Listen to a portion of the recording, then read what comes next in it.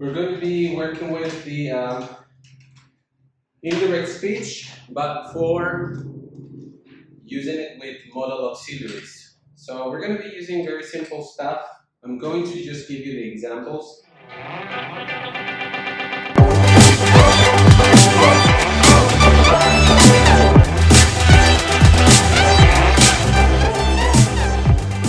Let's start right off the bat. You know that indirect speech refers to when you talk about something that a person said.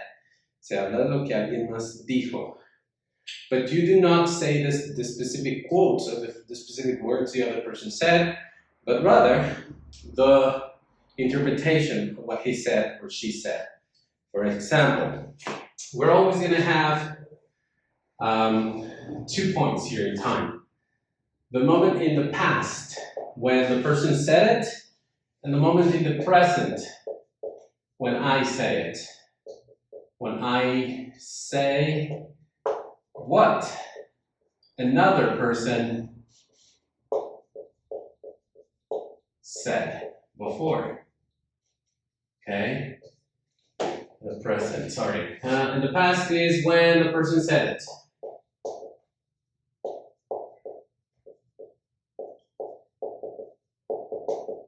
Okay?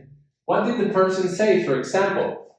The person says, I can help you. I can help you. Or the person says, I may go to your house. Or the person says, I will have a party. I'll throw a party. I will throw a party next week, or etc. I'm not gonna say right now. I'm not gonna use any. I'm not gonna use any. How do you call them? Any other auxiliaries. Only these. So I want you to focus on this here, because this is what the person said directly. This is what the person said to me. So let's give this person a name. This was Laura or Laura. And Laura told me or said to me, I'm going to start my phrase either of these ways. Laura said to me, etc. Or Laura told me. This is obviously, this is going to be something that you can adapt depending on who she was talking to. If she was talking to me, then she told me. But if she was talking to my sister, then she told my sister. Or she told her. Or she said to my sister. She said to her that, etc., etc. Okay? One thing that we have to notice, when we start these phrases, there are two ways, a formal way and an informal or a regular way, a colloquial way, which is that people would use on an everyday talk. We don't always use that to connect, but it's proper. It's proper to do it. For example, let's start with the first one. Laura said to me that she, because she said I, but I know that she is a woman, so I would say she, that she instead of I, so we change that. Number two, I have the word can, I'm going to change it to could, that she could, wait, this doesn't even look like an L, that she could, and the rest is the same basically, help, but she said you when I was in front of her, so in this case, she's not in front of me right now, but I'm going to say because she told me that. So Laura said to me that she could help me with whatever. So there were some changes. Number one, the person changed. Number two, the auxiliary changed. Okay, and number three, the object or receiver of the action also changed because she said I and you. I cannot repeat that because I was not the one who said it. She was the one who said it, and she said I. So when I refer to her in that moment in the past, I will say she said to me. Okay? So let's go to the second one. I may go to your house. So I'm going to say, Laura told me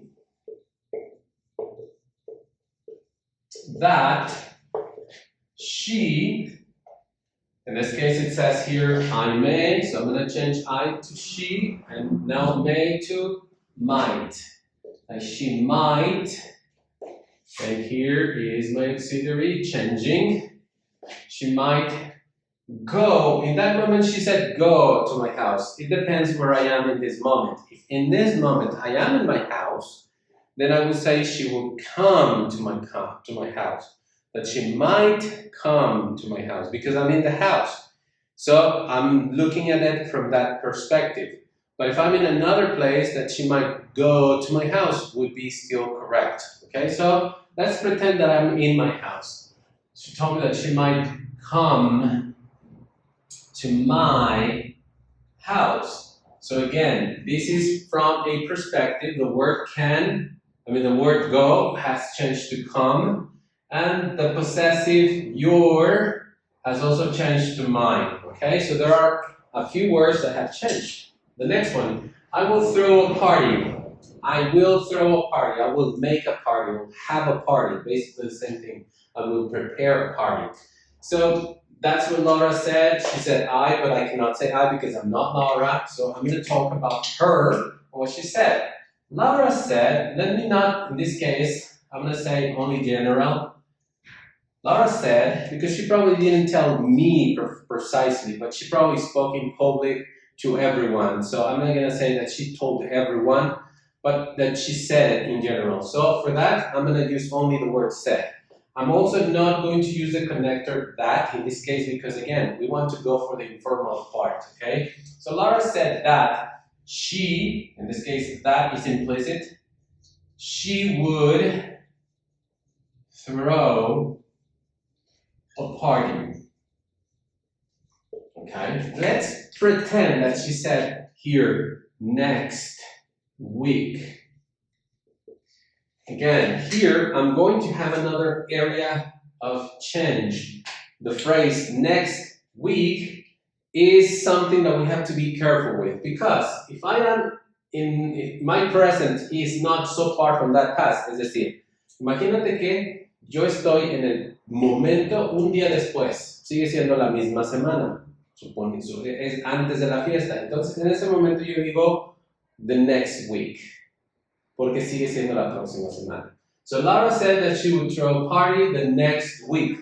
Todavía es la próxima semana. Pero si yo estoy en esta semana y esta semana es la fiesta, then yo puedo decir, Laura said that she would throw a party this week. ¿Y qué tal si ya pasó la fiesta? Obviamente esto pasó 2 semanas antes por lo menos. Entonces yo no puedo decir the next week porque ya no va a haber fiesta la próxima semana. Ya ocurrió. So in that case, I would have 3 options. Option number 1, que la semana sea la misma, entonces diría the following, or the next week. The next week. Si sigo estando en la misma semana que ella lo dijo. La segunda opción sería que sea en esta semana la fiesta y que la semana pasada ya lo dijo, entonces en lugar de the next week, digo this week. ¿Y qué tal si ya pasó la semana de la fiesta y por ende ya pasó la semana anterior, que es cuando ya lo dijo? Entonces, diría yo, the following